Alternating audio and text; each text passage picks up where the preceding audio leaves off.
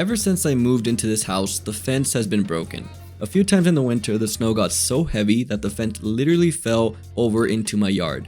My solution at the time was to reinforce the wooden post with steel fence stakes. That worked for a while, but it was still obvious that the fence wasn't stable. Plus, the fence rails were falling apart, so there was nothing covering my yard from my neighbor's yard. The main issue was that all 3 posts were completely broken right at the ground line, what's commonly called ground line rot or ground contact rot. I'm not going to bore you with all the technical details of how that works. Instead, I'll show you the steps I took to replace the fence, what I do again, and the mistakes I'd avoid. One more thing, technically, yes, it's my neighbor's responsibility to fix it, but he had 3 years and never did. So here we are.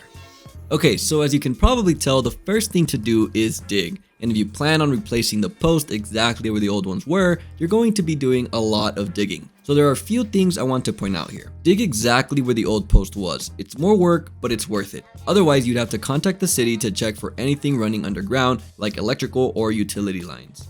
Number 2, check the frost line in your area. This will tell you how deep to dig your hole. Honestly, you can even ask ChatGPT and it'll give you a good estimate. Number 3, the hole diameter matters. The general rule is 2 to 3 times the width of your post. For my 4x4 post, that means a hole around 8 to 12 inches wide.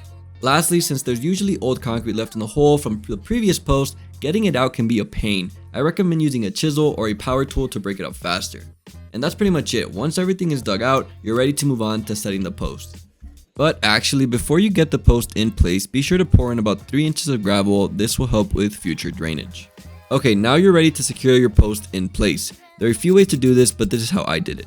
I grabbed some scrap pieces of wood and attached those to the post using screws. Because my ground is full of rocks and my dirt is so compact, I reused a stake post to serve as a second point for my scrap wood. These were easier to hammer into the ground than anything else. Again, because this locks the post into place, you want to make sure that everything is level. You want to do both the horizontal and the vertical side. Alright, now before I move forward, this is where I made a big mistake. I should have ran a string line from one side of the fence to the other to know how forward or back I should place my post. I failed to do it here, but for the others I definitely do, so this one is going to be off by a little bit. Okay, so as you can see, for the next step, it's to pour in your concrete. Again, there's many ways to do this. I prefer to mix in a bucket before pouring in. I just feel like it actually mixes versus doing the dry pour method. Now make sure that the post stays level when pouring in this concrete mix. There were a few times where I hit the post and got it off level, so it was helpful having that second person there. I let the concrete settle overnight and came in the next day to remove the supports and backfill the dirt. Now with that first post in place, I'll be able to repeat the process for the other 2, but this time actually running a string line in order to keep everything nice and straight. I also improved on some methods like using clamps to hold my levels in place.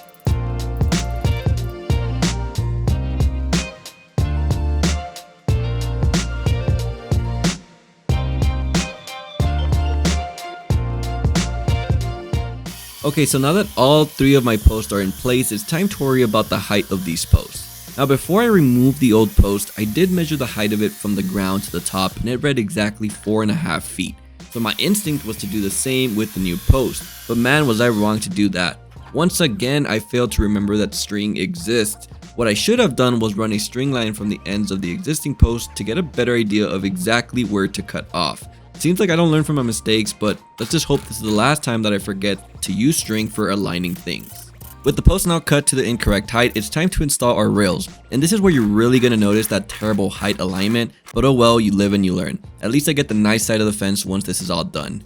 Again, I just followed what was previously on there, so I only installed a top and bottom rail. As far as measuring goes, I did from the center of one post to the center of the other one and placed pressure treated 2x4s with exterior rated screws. Okay, there, we got the actual fence part all set and done. Now it's time to place the fence pickets, and because we are trying to save money out here, we are going to reuse a lot of the old pickets. So I have to carefully remove them from the old rails, and surprisingly, it didn't take much time. I did lay them out to have the nicer ones together and leave the not so good looking ones in the area of the fence I rarely see. We finally get to the satisfying part, which is securing the pickets in place. I'll be using my trusty hammer and some nails to secure onto the rails. Oh, and guess what I didn't forget this time? That's right, the string. I'll use that as a reference point for the height of the pickets. If I would have forgotten this, then I would have just stopped doing anything around the house. In all seriousness though, I managed to get everything up quickly and then my girlfriend gave it a nice paint job. And I mean, I'm happy I got the nice side of the fence because that line is looking on point. I can't say the same for the other side though, but oh well, that's my neighbor's problem.